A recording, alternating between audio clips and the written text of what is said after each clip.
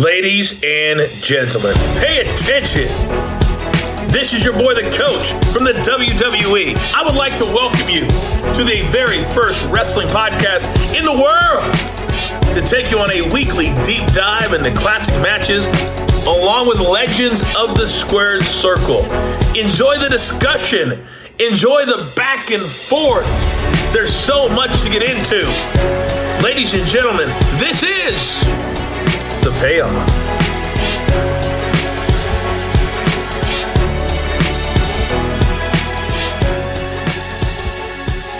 Welcome, everyone, to WrestleMania. It's my Vince impression. That wasn't bad. That was good. You know, you want to hear another Vince impression? Go for it. Shane, you're fired. Yeah. I'm wondering, did it happen in Gorilla? Like, where did it happen? Like, I'm just kind of curious how that conversation. There's so many different variations of this Shane Vince thing that I don't believe any of it, but it would be fascinating to know. Someone said there's only one logical payoff that we should get from this, and that's Shane versus Vince at WrestleMania. Like, already got it when they were 15 years younger. But hey, you know what? Why, time is cyclical at this point. Like, let's do it again. Like, let's spin those dice and see what happens. Like, yep. Who knows? Hey, Vince is taking the bumps out there. Why not? WrestleMania 1. But Jeff, first, how the hell are you doing? This is, I'm excited. Of course, this is the first road to WrestleMania match. And it's one of those, like, why not start with number one? And so I'm feeling good. It's at this point, like, it's almost March. February's gone. We've got actually Revolution is this week. And so we've got some AEW to watch as well, too. I got a little trip to go see my parents this week. Like, there's just a lot happening, so this is an exciting time. Why are you excited to cover this one?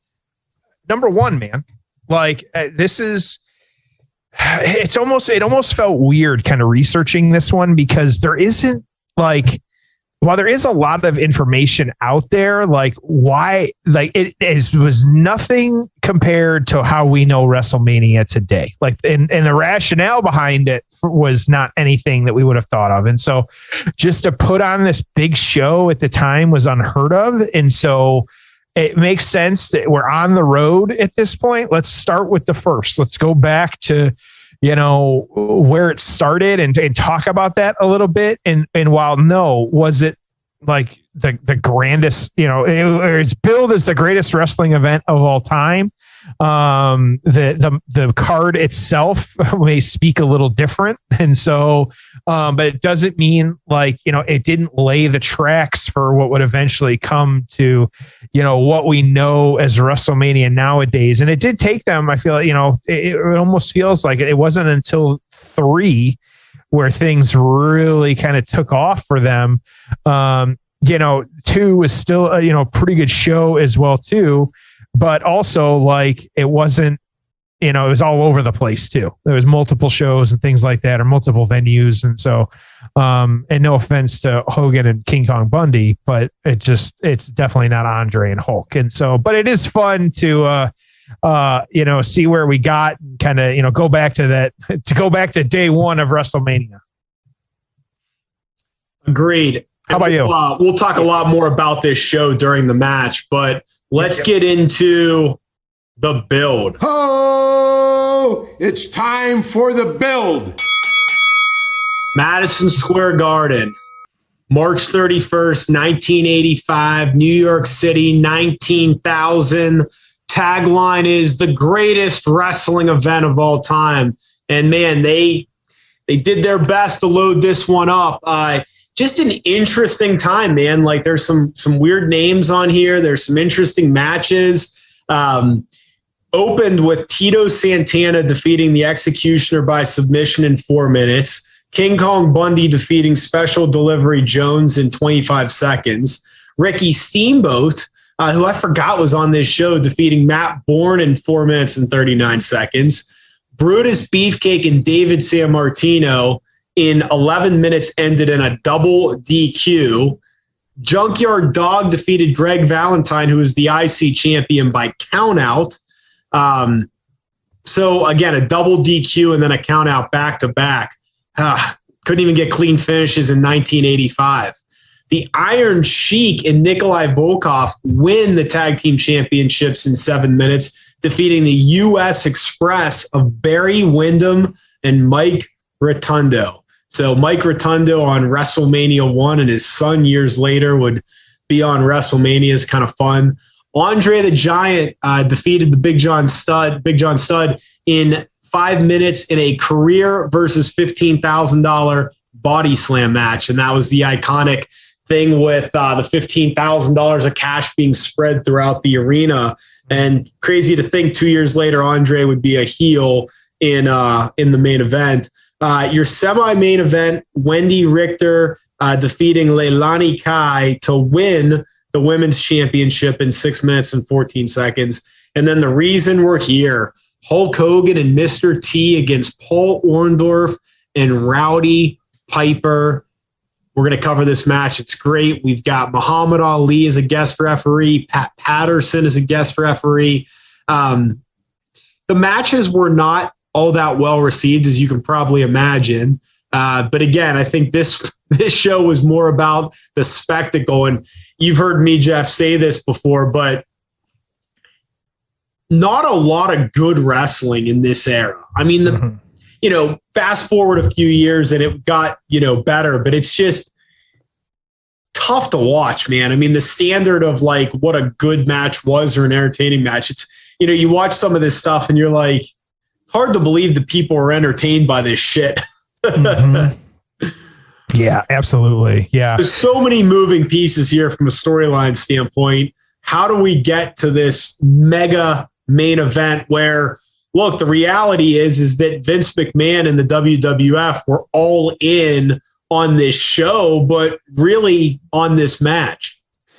Yeah. So this is one, like I said, this is WrestleMania 1. And you got to go back to, we try and sometimes kind of transport you back to 1985 on this. And you really have to view it as the territories of the time. And so in a lot of ways, the biggest kind of piece to this was Vince really trying to dominate over the territories in such a big point. And so it's that he wanted to do just this big event broadcast on closed circuit TV. And so, because he really wanted to beat, at the time, NWA was doing Starrcade, which was only shown regionally. And see, he wanted to have this big event and things like that. So the attendance, give it or take it for what it is, whether this is the wrestling number or not, was about 19,000.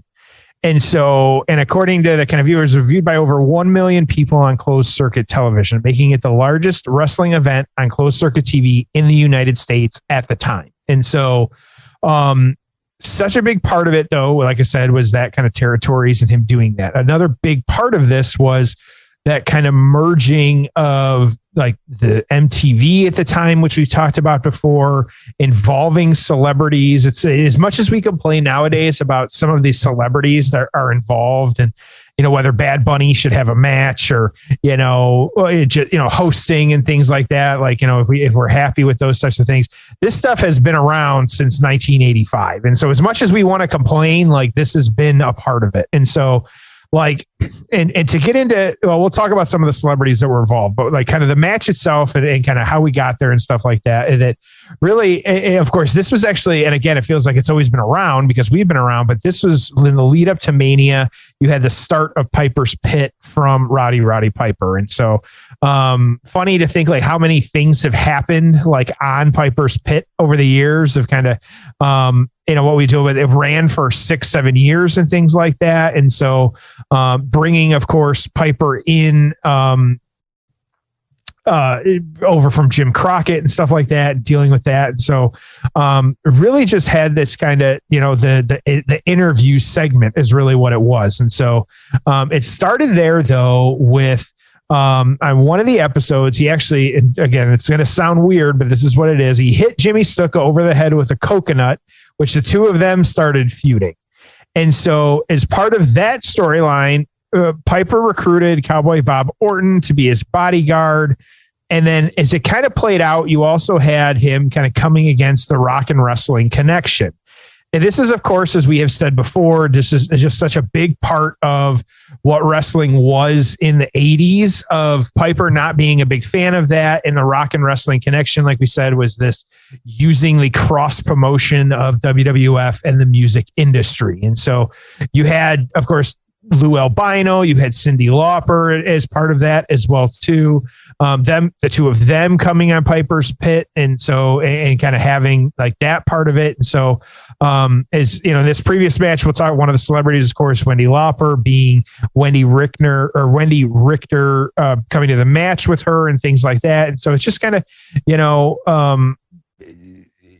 that crossover was such a big part of what was going on with wrestling at the time. And so this kind of merging of like wrestling and music and Piper being against it. Well, nowadays it doesn't make a ton of sense, but it really did back then. It's almost like the best comparison I have nowadays. I feel like, you know, it doesn't work as well as Sami Zayn and the Jackass stuff. And so, you know, Sami Zayn going to the premiere, and then the story comes out that he gets kicked out of the movie premiere, which, you know, I Jackass, you and I were at the age, I remember watching it with the frat guys in the fraternity house and stuff like that. Like that was always the thing. And so whether it's past its prime now or relevant, who knows? And so, but, you know, kind of, it made sense at the time. So Piper speaking out against that, and which Hulk Hogan being such a major part of that, that was why he started getting involved when it comes against Piper. And so prior to this WrestleMania taking place March 31st, 1985, you had these guys in February. Actually, these guys actually having a match. It was at the War to settle the score. Hogan actually winning by DQ after interference by Paul Orndorff and Mr. T. So then this ongoing feud with Hogan, Piper, Orndorff, and Mr. T is what led to the match. And so, of course, you end up getting Hulk Hogan and Mr. T versus Paul Orndorff and Roddy Piper. And so this was part of this too, and part of the lead up. I forgot about this. And this is almost like a Bob Costas and Vince type thing. Hulk Hogan choking out. At the time, there was a talk show host, Richard Belzer, who he actually like choked out. I actually went back and watched the clip because I had forgotten about it. And so how was it? Hogan legit choked the dude out. It was actually like a front choke. So he had his, like the back of his neck was in like Hogan's armpit, and whether intentional or not, you could see Hogan kind of ring up on him a little bit, and dude just goes limp. Like that's it. And so, and he's just down and out of it. And so this match, we're going to start it. And I don't know when we start it. So some of the celebrities that were involved in this in the 80s, of course, Mr. T being in the match. And so you having that as well too. You had Muhammad Ali being the guest referee for this one. So you'll see Muhammad Ali a little bit. You had at the time Billy Martin, who was a member of the Yankees and things like that. And so the that manager. Yep. And so that was a big deal as well too back then. Cyndi Lauper was a big, she was involved as well too. That was a big deal. Of course, she was managing Wendy Richter at that point. Just before, like I said, you might see Liberace on this one. And so he was the guest timekeeper. Of course, why not? Absolutely. And so, but again, this plays into that, like, bringing in the celebrity, that crossover and stuff like that. And at the time, like, Liberace was it was such a big deal back then and stuff like that. So having that too, as well as like the Rockettes, which the Rockettes still a big deal, things like that, escorting Liberace to the ring. And so they were a big deal at the time. And so seeing all of these things on TV were not necessarily something that you would always see. And so kind of cool to have this event, which nothing like it, maybe, Super Bowl and things like that. In regards to the wrestling world, nothing like this had ever really been done before on this scale to bring wrestling to, I say, the common folks and on this wide of a base where they could reach. Wild. I'm just fascinated about WrestleMania 1 in general. I am too. And I really wish there was more out there about it, because I feel like there's not a lot. I had that in my notes. I said, whether it's a documentary on Peacock or if it was like a 30 for 30, like you got to give this the treatment, and you need Vince. I mean, maybe he said it in an interview. Of course, how many interviews has Vince really done? But like, I want to hear Vince be like, dude, I risked it all. Like, if this was not successful, I was completely screwed. They were done.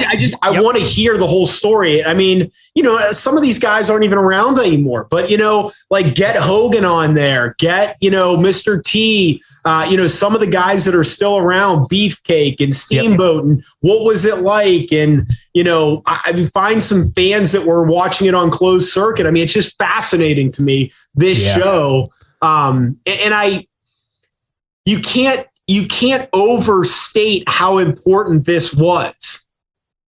I mean, this is what led to pay-per-view. This is what led to the national expansion. I mean, maybe all of these things would have happened, but at the time, it was so ahead of the game. It was so risky. It's awesome to talk about. So I'm excited to watch this. Yeah, it's not going to be a 5-star match. Okay. Hogan's not going to do a moonsault, but it's going to be fun to watch it. And I'm looking forward to it. Boy, that would have been great to see, though. Anyways, okay. We'll talk about this because I got thoughts too, but let's get into the match. Yes. All right. You ready? Let's do this. 1 hour, 53-minute mark. I'm pumped, dude. Yep. Okay. 1 hour, 53 minutes, season 1, if you're on Peacock or WrestleMania. Season 1, episode 1. Yep. All right. It's time for the payoff. Ho! It's time for the payoff. Okay, here we go. Oh, man, look at that TV graphic. Oh, my gosh. So, yeah. On-screen graphics, throwing stuff in the ring, hot rods jacked up and ready to go. Hogan, Orndorff, like, yep, here you go.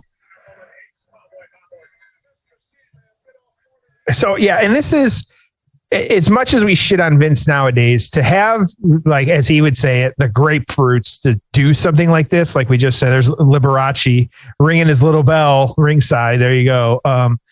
That, like, he has said it was either this worked or they were done. The promotion was over. And so they made it work, though. And it's crazy to think now in retrospect, like this, like what it is now, like the week-long Hall of Fame, NXT, like all this different stuff. And so you got Mr. Wonderful in the ring with Hogan to start. Here we go. Yep.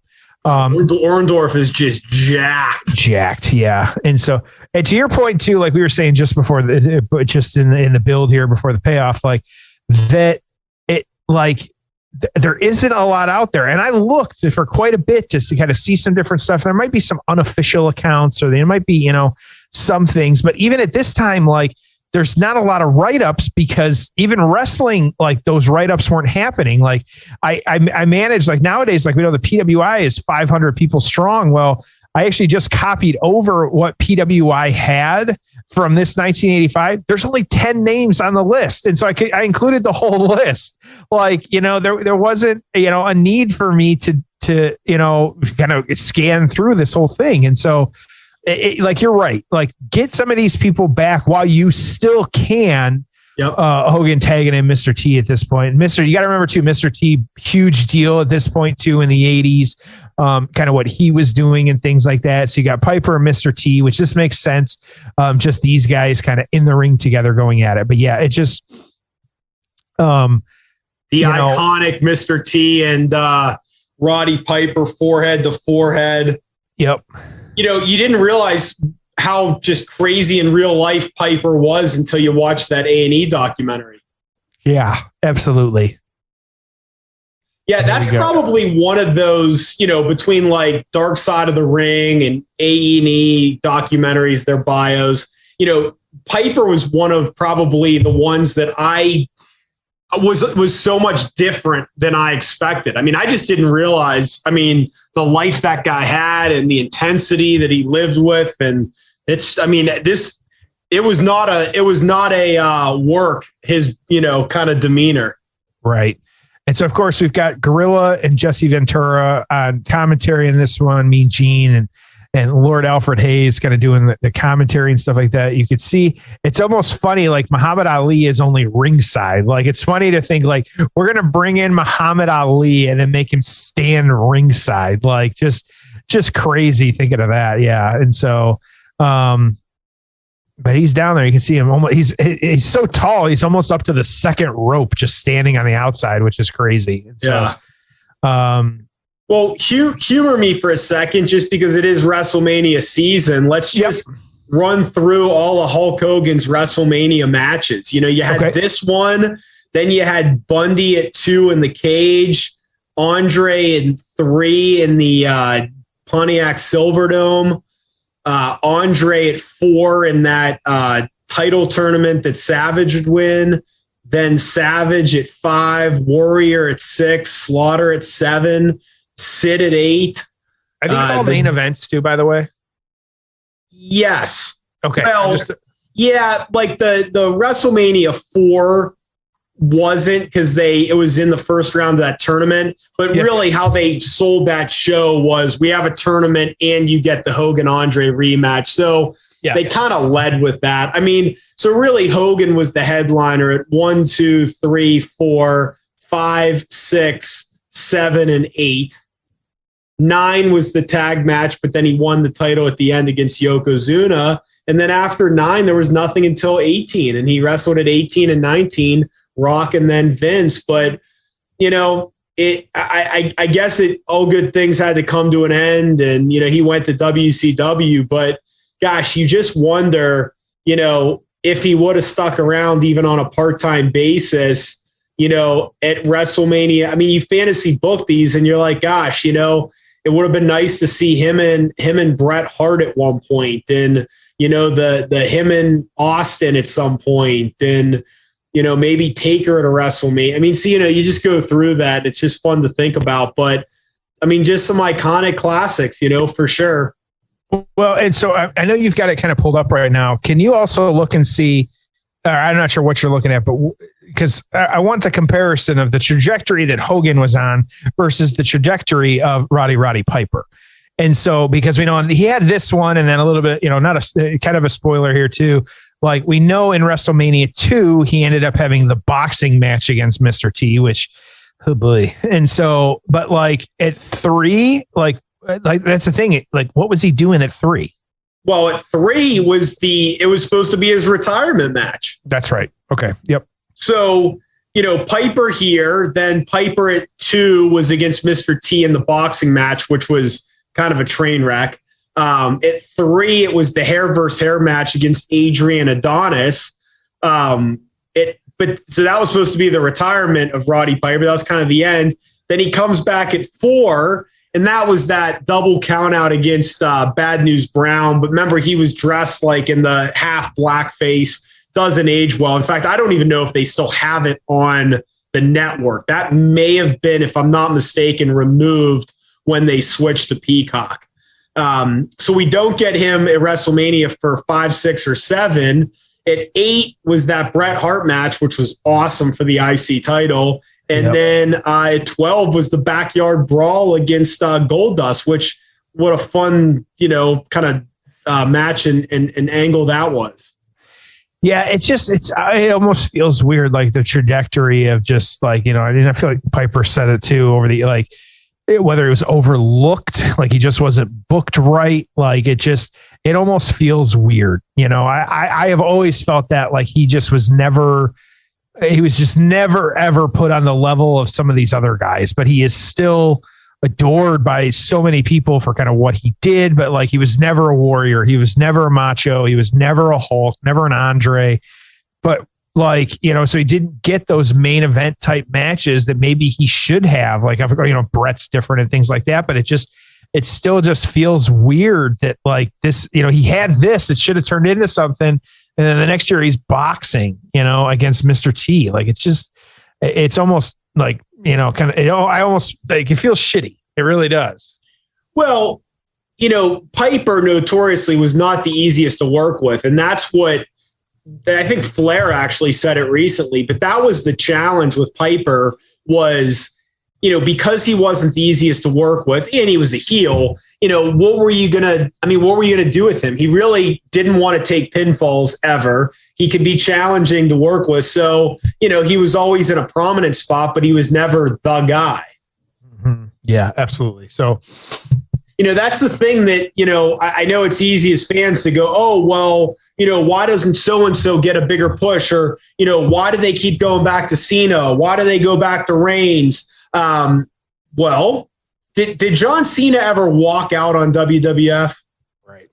Did he ever talk back to Vince McMahon? Did he ever complain about having to do too many media hits? Did he ever say he needed to take some time off to go find his smile? You forget that, look, this is a company. And these wrestlers, yes, they're independent contractors, but they're employees. And who are you going to be more likely to give the promotion to or to trust in a big spot? The guy that can pass a drug test or the guy that can't? The guy that shows up on time or doesn't? The guy that does talk back or doesn't talk back? So, some of these guys, I know it's like, oh, well, so-and-so's so awesome in the ring. Why aren't they getting a bigger push? Well, maybe they're a pain in the ass backstage. Maybe they don't show up on time. Maybe they have a shitty attitude. Maybe they hurt people and they're not safe to work with. Maybe they don't have the respect of their peers. There's so many things. And, even like Bray Wyatt, when he was let go, and it sucks. And I don't know what happened, but, there was talk that maybe he wasn't that easy to work with. And, at some point they may just say, look, you have a shitty attitude and, we're going to make $500 million from Peacock and $100 million from the Saudi government, whether we have you on TV or not. We don't need you. We don't need to put up with your bullshit. So, sometimes you have to remember that. It's even like with CM Punk. It's just the guy, he was just becoming a pain in the ass backstage, and why do they need to deal with him? They're going to make the same amount of money whether he's there or not. That is the reality of WWE now for the most part, is it's no one person really moves the needle. And, the sad part is the people that do sell the most merch and do move the needles are Lesnar and Rousey.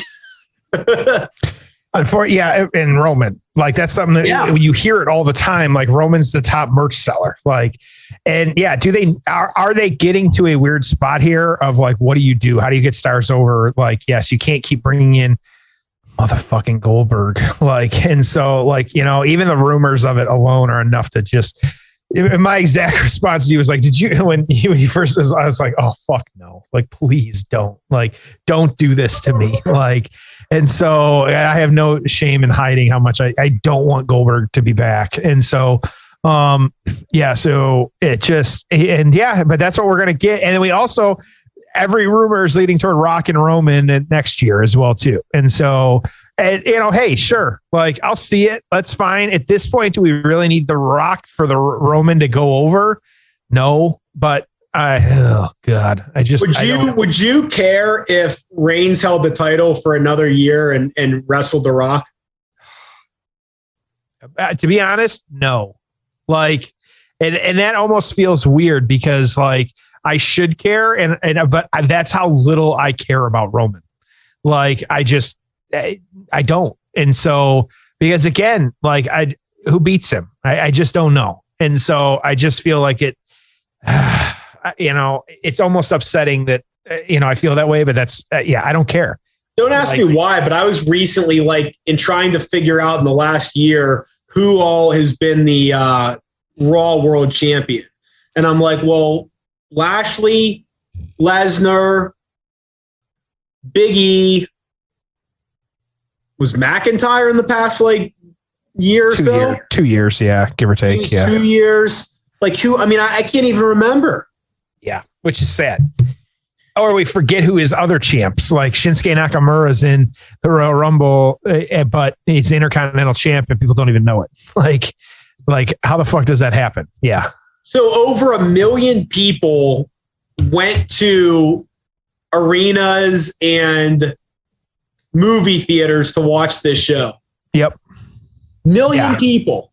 Well, and you figure, and especially like you said, like they weren't going to, like they weren't watching it from the couch. Like they had to go somewhere. They had to go to venues to like watch this stuff. And so, if I just rewatch it or watching Mad Men again too, and like, where they're listening to the Muhammad Ali Sonny Liston fight on the radio, like, this is how you would get some of this material and stuff like, or, this entertainment is listening to it this way. The match itself has actually not been too bad. Like they've been kind of going at each other. It's been at the start there was a little outside of the ring with chair shot and stuff like that. You got Piper constantly trying to get into the ring for the distraction and stuff like that. Cowboy Bob as well too. Here we go. Yep. And so there's Jimmy Snuka as well too, getting involved. And so, yep. And these guys going at it. Mr. Wonderful was that reverse full Nelson on that point. Oh boy, we're falling apart here at this point too. We got people up on top. We got Piper and Mr. T kind of going at it as well too. Oh, axe handle missing. Hogan going for the cover. Snuka. Here we go. 1, 2, 3. And the axe handle finishes it. Okay.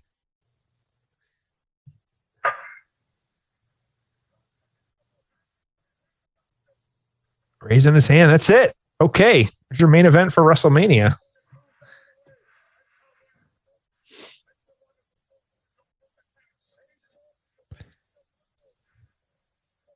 Fans are happy. Yeah, everybody's on their feet. They're enjoying themselves. Yeah. You got Muhammad Ali in there. You got trash getting thrown in the ring, though, apparently.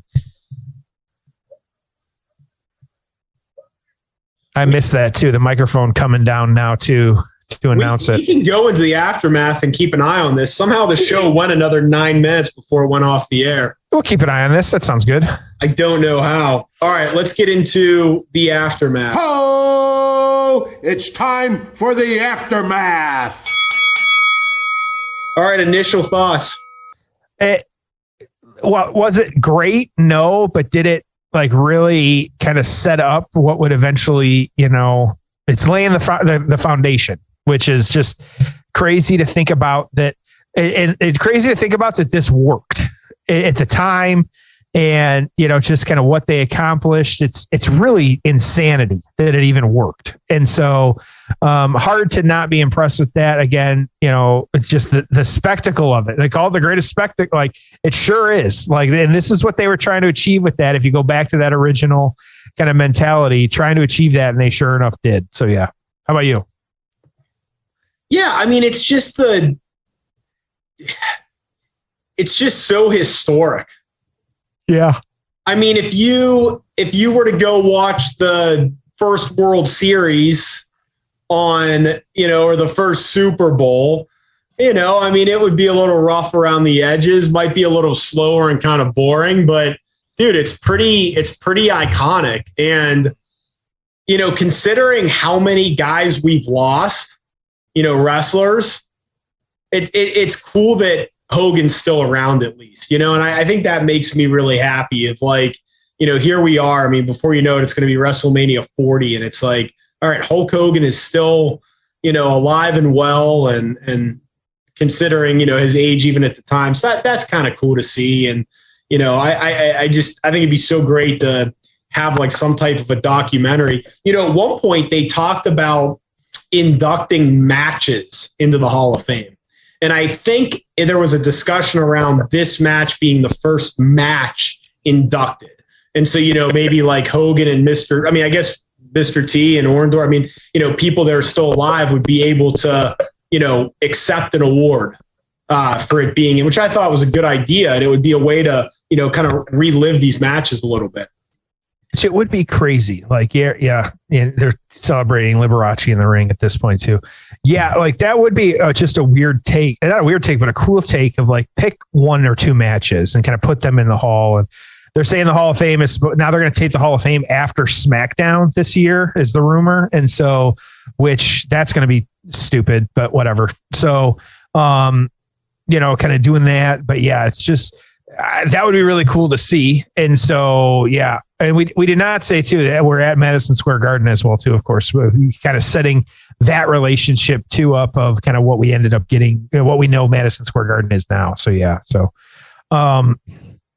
So this kind of really, like we said, this set up because it was such a success that it really put them in like the front seat driving the car on being the top promotion in the United States. And so really, putting them above the NWA, the AWA, like putting on a show of this scale, just put WWE at the top of the mountain, WWF at the time. And so not a whole lot happening after this, like we said, of course, like it was not, in the immediate aftermath, but, kind of leading into the next WrestleMania and things like that, of Piper training Bob Orton to be a boxer, that Mr. T facing Orton, like having the boxing stuff and then dealing with that. And so Piper being disqualified. And then you get into, like WrestleMania 2 with Hogan and King Kong Bundy. Like that first year, yeah, they really didn't figure out the formula, even with 2, like it was still a big deal. But then 3, of course, and,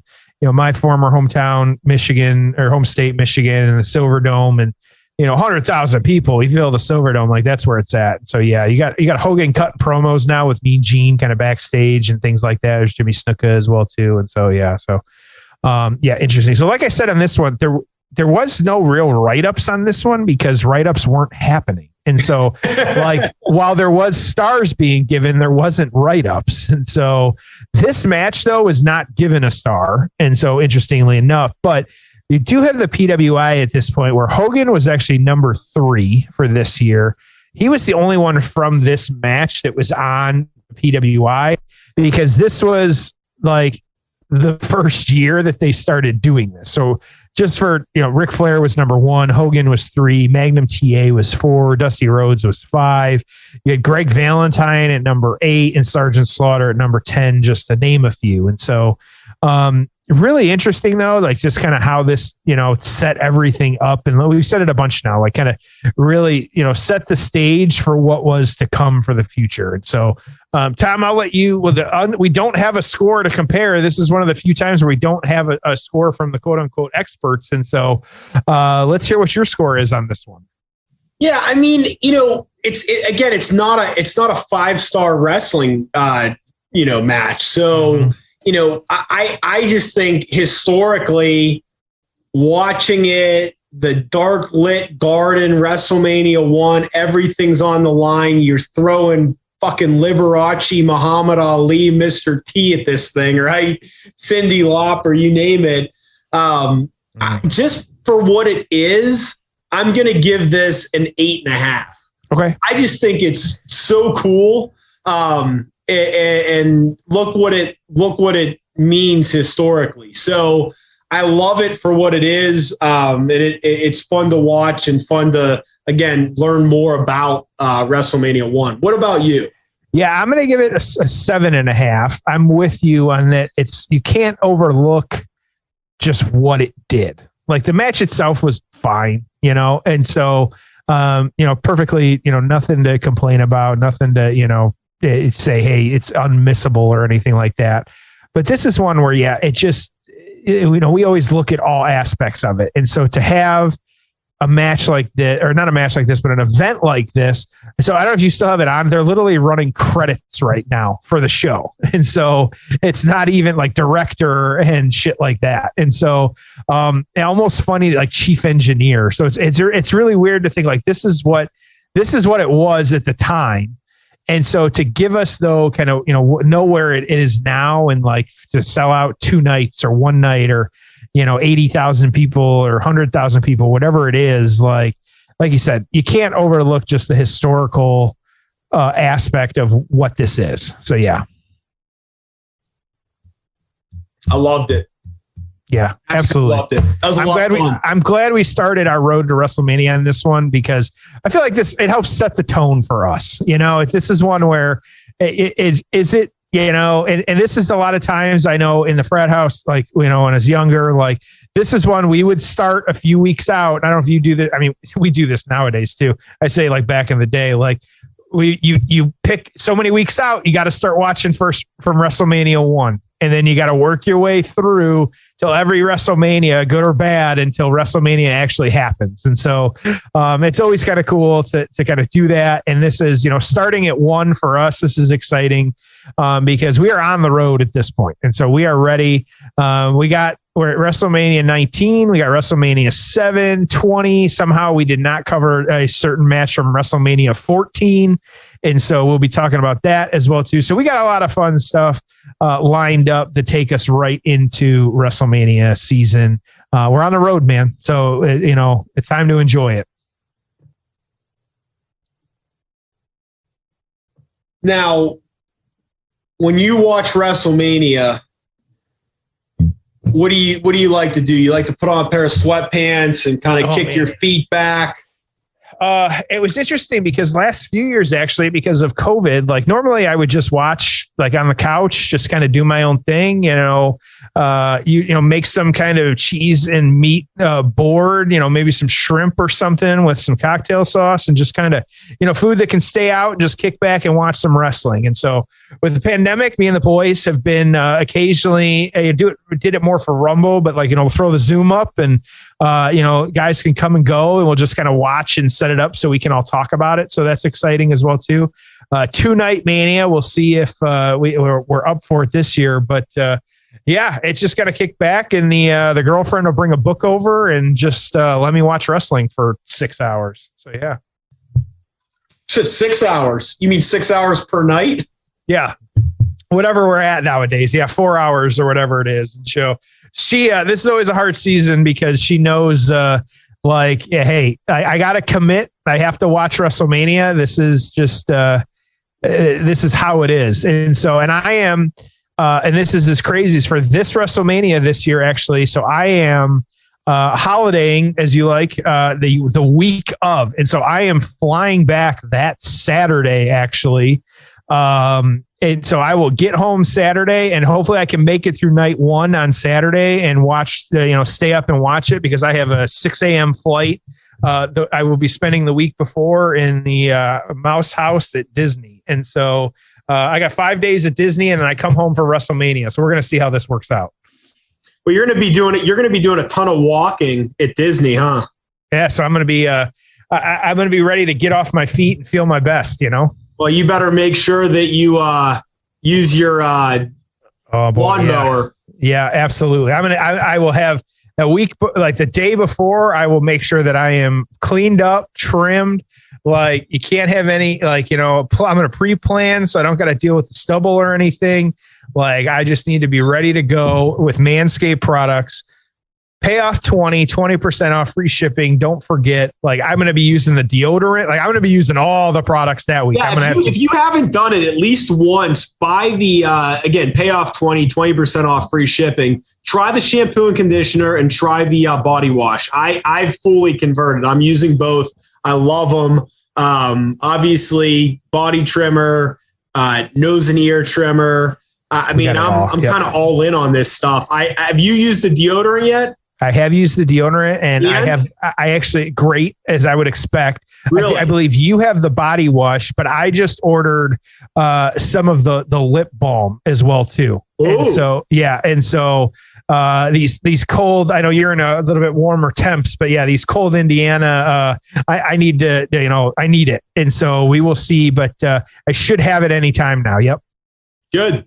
All right. Well, another fun episode. And next week, it's the return of Mr. WrestleMania. It's time. To WrestleMania. Yep. Very excited to cover that. All right. As always, thanks for listening. We'll see you next week on an all-new episode of The Payoff.